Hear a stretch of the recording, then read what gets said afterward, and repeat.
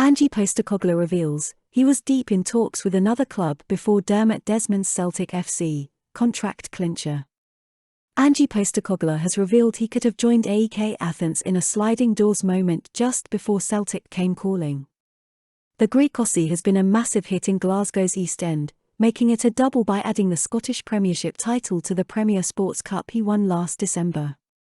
But Postecoglou has lifted the lid on a dramatic 24 hours that could have seen him boss in Greece rather than Scotland. The 56-year-old said, AEK was a possibility, almost at the same time as Celtic. It was a sliding doors moment. At that time of year, clubs are looking for managers and we got really close. They went another way and literally a day after that I got a call from Peter Lawwell. I have tried to do the best I can in the role I have and, by having success, opportunities come along. It was difficult to see myself on this side of the world. I had brief chats with people, but there was still no recognition of what I had achieved. It was going to take the stars to align for me to get an opportunity. It's worked out and I couldn't be happier. Lawwell revealed Postecoglou had been a name on the Celtic frame for 3 years before he was appointed. But the manager said, I wasn't aware I was on Celtic's list before that. The hard part for me was, how was I ever going to get this side of the world to notice somebody like me doing his stuff in leagues and countries that Europe will rarely have a look at? I guess the fortunate thing for me was that I was at Yokohama, who had a link with Europe by being part of the City Group. Again, fate put its hand in and there was a connection with Peter and Mark Lawwell, who is now coming to us. For someone like me to end up in a job like this, it would have to be some sort of bizarre set of circumstances for it to happen. Let's hope he gets a 4-year deal. Make it happen. Celtic FC. Celtic manager Ange Postecoglou issues a don't fret response to contract talks. In Celtic backroom staff news, Celtic coach Gavin is back to replace Mark McGee at Dundee. Gavin Strachan has been made the favourite to succeed Mark McGee as Dundee manager this summer.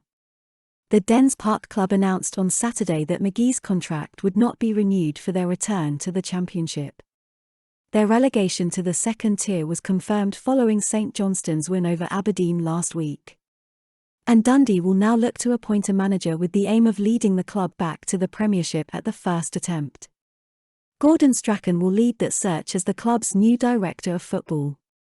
But McBookie reckons he will look very close to home in order to appoint McGee's replacement. His son Gavin, who currently works as a first-team coach at Celtic, has been made their Evans favourite to step into the dugout at Dens Park. Ange did say he wanted changes in the backroom staff this summer. The Celtic manager also warns Celtic fans to expect fewer signings next season as he outlines transfer policy. The Celtic boss reckons his signing strategy will ensure they stay ahead of Scottish rivals. The Celtic FC manager brought in 19 new players over the past year, including B-team additions, 14 in the summer and 5 in January. The vast majority of those have been first-team regulars during the Parkhead club's title-winning campaign, but Postecoglou insists their recruitment policy will be more streamlined this summer. The Australian's forward-thinking transfer strategy is centred around the club's future and staying ahead of the chasing pack. He revealed the departures of long-term servants Tom Rogic and Lee Bitton had been in the pipeline for a while, leading to the January arrivals of midfield trio Matt O'Reilly, Rio Hatate and Yosuke Ideguchi. Postecoglou is targeting another midfielder in the upcoming transfer window as he looks to strengthen his newly crowned champions. The 56-year-old said, "People will eventually figure out that I'm always trying to think a step ahead. The reason we brought in 3 midfielders in January was because I knew the likely outcome at the end of the season. We want to be a step ahead in planning for Bitton and Rogic leaving, so we're not scrambling at the last minute. Tease about the future, and that's an area of the park we had to bolster. We still need to sign another midfielder, but having signed the boys in January, it means they're already bedded into our club. It gives us a head start." And on that note, have a great day, Celtic fans. Lit. Roll up to the party, roll up to the party. roll up to